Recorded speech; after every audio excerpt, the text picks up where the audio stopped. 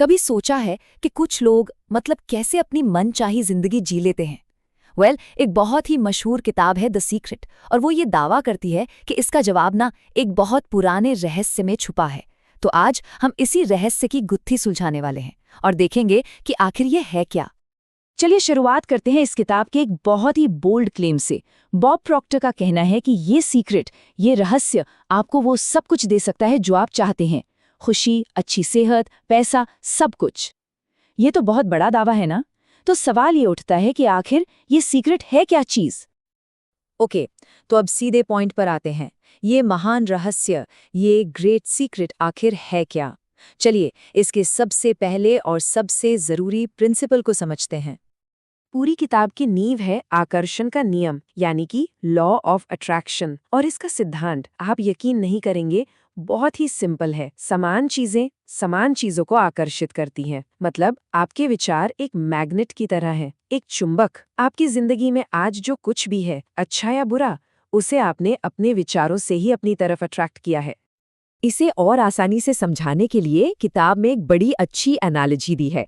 सोचिए कि आप एक ह्यूमन ट्रांसमिशन टावर है। जी हाँ, एक जीता जागता टावर। जैसे एक रेडियो टावर सिग्नल भेजता है ना, ठीक वैसे ही हम अपने विचारों से लगातार एक फ्रीक्वेंसी यूनिवर्स में भेज रहे हैं, और फिर उसी फ्रीक्वेंसी की चीजें हमारी तरफ खींची चली आती हैं। तो ये नियम आखिर काम कैसे करता है? इसका पूरा का पूरा मैकेनिज्म हमारे विचारों की शक्ति पर टिका है। चलिए अब जरा गहराई से देखते हैं कि कैसे हमारे ख्याल, हमारी सोच हकीकत बन जाती है। अब ये वाला पार्ट ना बहुत दिलचस्प है। किताब कहती है कि हम सब एक गलती करते हैं। हम हमेशा उस चीज पर फोकस करते हैं जो हमें नहीं चाहिए।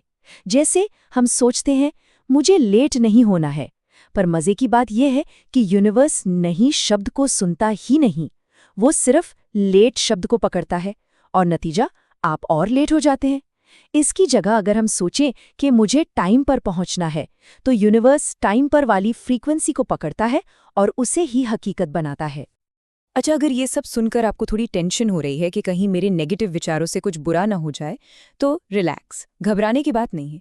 किताब ये भी बताती है कि एक पॉजिटिव विचार एक नेगेटिव विचार से सैकड़ों गुना ज्यादा पावरफुल होता है। मतलब किसी बुरी चीज को अपनी जिंदगी में लाने के लिए आपको बहुत बहुत ज्यादा नेगेटिव सोचना पड़ेगा।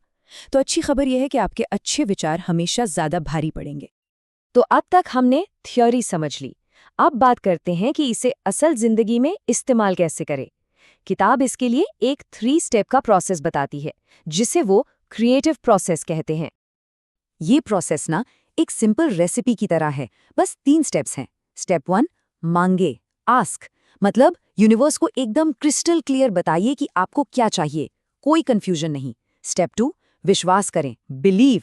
आपको ऐसे एक्ट करना है, ऐसे बोलना है, ऐसे सोचना है जैसे वो चीज आपको मिल चुकी है, मन में जरा भी शक नहीं। और स्टेप 3, प्राप्त करें, रिसीव। इसका मतलब है कि जब आपकी इच्छा पूरी होगी तो जो खुशी आपको महसूस होगी ना, उस खुशी को, उस फीलिंग को अभी महसूस करना है। यही फीलिंग आपकी इच्छा को आपकी तरफ खींचेगी। चलिए अब देखते हैं कि इस प्रोसेस को हम अपनी जिंदगी के बड़े बड़े एरियाज जैसे पैसा, हेल्थ, इन सब पर कैसे अप्लाई कर सकते हैं।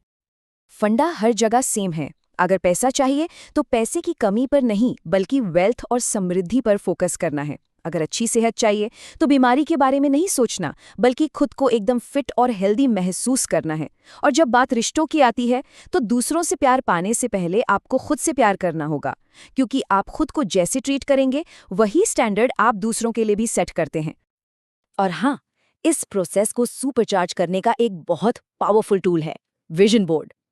किताब में जॉन असराफ अपनी एक कमाल की कहानी बताते हैं।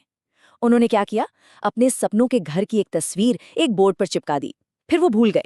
कई साल बाद जब वो एक नए घर में शिफ्ट हुए और अपना पुराना सामान खोल रहे थे, तो उन्हें वो विजन बोर्ड मिला। और जानते हैं क्या हुआ? उनके होश उड़ गए। वो ठीक उसी घर में रह रहे थे जिसकी तस्वीर उन्होंने सालों पहले उस बोर्ड पर लगाई थी।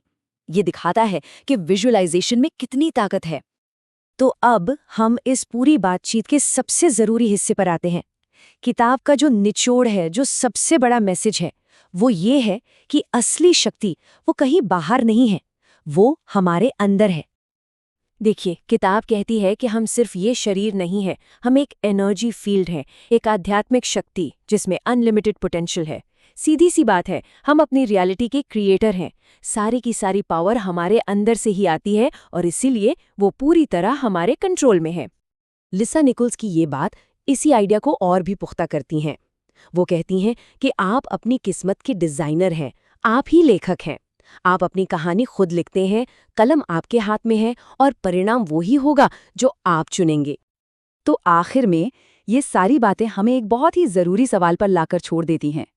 अब जब ये पता चल गया है कि हमारे विचार ही हमारी दुनिया बनाते हैं और कलम हमारी ही हाथ में है, तो सवाल ये है कि हम अपने लिए कैसी दुनिया बनाएंगे? क्या बनाएंगे आप?